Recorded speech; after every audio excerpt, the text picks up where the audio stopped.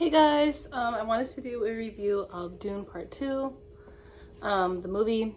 So this is coming from the perspective of someone who's read the books. I really love the books. I read the first two. I want to read the third one because, spoiler alert, I know that's when he becomes a worm or whatever. So I want to get to that. Personally, my favorite book is the second book because it got really weird. So I'm kind of coming from this from someone who really likes the books, and I thought they really done well. Now, the thing that I love most about the book was the sort of psychological aspect of the spice and the sort of religious traditions around the spice that the Fremen did. And so because this movie is, well, really it was 6 hours total for everything, part one and part two. But because, in the book it was political heavy, and then also it was which made it plot heavy, I felt like they had to spend a lot of the time on the plot points, which is fine. Those are interesting, like with the Harkonnen thing and all that, and that's very interesting. But it sort of left out a lot of the part that the reason that I really love Dune, which is the sort of weird, psychological, and interesting things about the spice and those ideas of like, if you know things that are going to happen in the future, what to do with that, how to sort that, what it means, just interesting things like that. And they did have a little bit of it with Jessica, which I really, really liked. I think the actress that plays Jessica is really, really good, and I really enjoyed that bit. But yeah, so I felt like a lot of the things I liked, they couldn't spend time on. They just couldn't, because they didn't have the time, So that was like plot points, which is with political stuff, which is fine.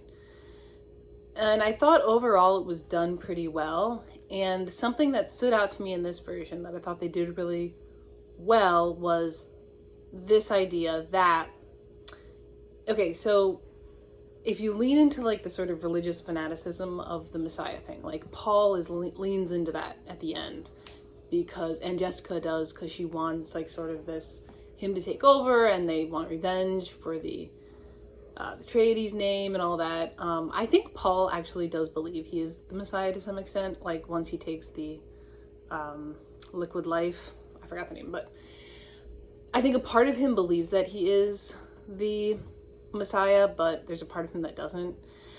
And if you lean into this, there's this idea, right, that if you lean into this that I am the Messiah, I'm the chosen one, you've almost made your path decided, in the sense that if you don't do everything in the prophecy, then you'll lose your power, because the thing that's giving Paul his power is this sort of religious fanaticism, right? Once he stops doing the things in the prophecy, he's going to lose that base, that fervor for him, and then he won't have his power anymore. So to continually have that, he has to continually do these prophecies. So you see, it's trapped him. It's trapped him in this path, right? I find that idea really interesting. And it wasn't until this film, so I'll give this director credit, it wasn't until this film that I really thought about it, that idea. That once you're set on this path, if you've gotten there by, religious fanaticism, and not like a true religion, I'm not talking about that, but this is like sort of religious fanaticism thing. He didn't think he was the Messiah, and he's kind of using it on the coattails to get power, which, people have done. Once you get that power, to maintain it, you have to make the choices that are predestined. So your path is in stone now, in a weird way. I found that interesting. They changed some things from the book, and the reason why they did it, I was watching an interview with the director, was that he was saying that Frank Herbert, after people read Dune, the first novel, they thought of Paul as a hero, and he didn't like that. He thought Paul was an anti-hero, which is interesting, because I don't know if I read it and thought he was a hero. I guess because he's bringing the Fremen out and whatever, but he had his own motivations, and they weren't necessarily good. And, okay, that's the whole other thing, but he was upset about that, and then his response to it was writing Dune Messiah, which I actually really like Dune Messiah, and Dune Messiah kind of deals with that. Dune Messiah is my favorite because it's really weird and strange, and it has a bunch of other weird stuff. And that's the parts that I like about Dune, is the weird, strange parts about the spice and the Bene Gesserit and all that kind of thing. So the director wanted to bring these themes out. This is what he said. He wanted to bring these themes out. So he ended up changing Chani's character to be a little more, to kind of represent the group of the Fremen that, at least this is what I think, I'm extrapolating this director's thoughts from what he said in this interview, that there's a group of the Fremen that don't agree that don't want Paul to become this Messiah because he's just going to lead people down this path, like any fanaticism, right? And he's going to lead the people into hell, basically. And there's a group that didn't want that, and Chani is one of them. But they bumped up Chani's character in this movie to really show that. But honestly, I think they bumped it up a little too much. Because there was 3 scenes of her being upset. I don't think that was necessary. I think they could have had one scene. I would have changed it. So the very end of the book is basically Paul chooses power over Chani and the Fremen and his revenge and all that. He chooses it and says he wants to get married to Princess Aurelian. And at the end of the day, he doesn't have kids with her or anything, whatever. He has kids with Chani. And Chani agrees to that, which kind of mirrored the Jessica situation, the mom situation. So I did like that.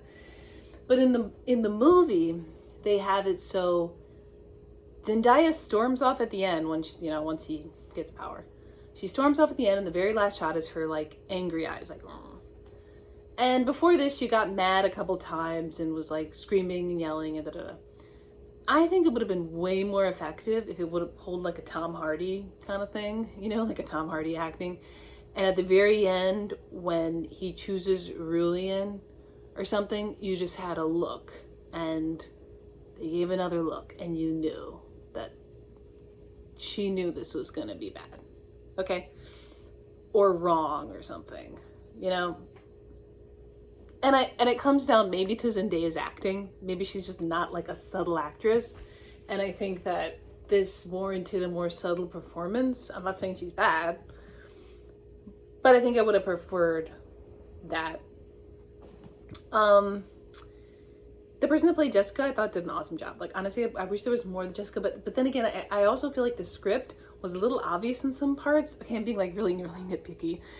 That I don't think it was necessary. There was a part where she was talking to the baby sister, and she was like, we need to protect Paul. This is how we protect Paul. But she said it they had put that line in multiple times. It's not necessary for us to hear it again and again. And you can allude to it. We're smart enough as an audience to get it. You know what I mean? I don't know. That's my thought. So, and then Austin Butler, I thought he did good, but honestly, by the end of the movie, I was laughing at him. I hate to say it, but he was doing that smizey thing that he does. He was and it was just I laughed out loud at one point, because he was doing his smizey thing when someone was getting killed, and it was maybe he played it too far into the sociopathic thing. At the beginning when they introduced him, it was kind of interesting, but then it was he was doing the smizey thing, and he changed his voice again for this role to literally sound like the actor that played his uncle or whatever. And I was I don't know. At the end, I was I don't know if he did a good job. At the beginning, when I first saw him, I was wow, he's really good. And he got all this hype. And then by the end of it, I was I don't know. He just loves doing that smize, with his little up-curled thing. I don't know if I dug that. I thought, the actress that played Paul did a very good job. But yeah, overall, I think, I really wish this honestly was a series, I just feel like it's too short. Even 6 hours to me is too short to do the thing justice, because the parts that I really liked, they touched on them, so I'm gonna give them credit, but they just didn't give it enough, I felt. And I don't know if they're gonna make a Dune Messiah, but the Dune Messiah has even more weird stuff, so I don't know what they're gonna do with that. But I will say it did a great job with the theme of that idea that, yes, Paul can see all these different options now, right, through the drinking thing, but he's now bound, he's tied to doing one because of his goals now, like, you know. Anyway, so that's it. I think it was worth it to go see it. Bye.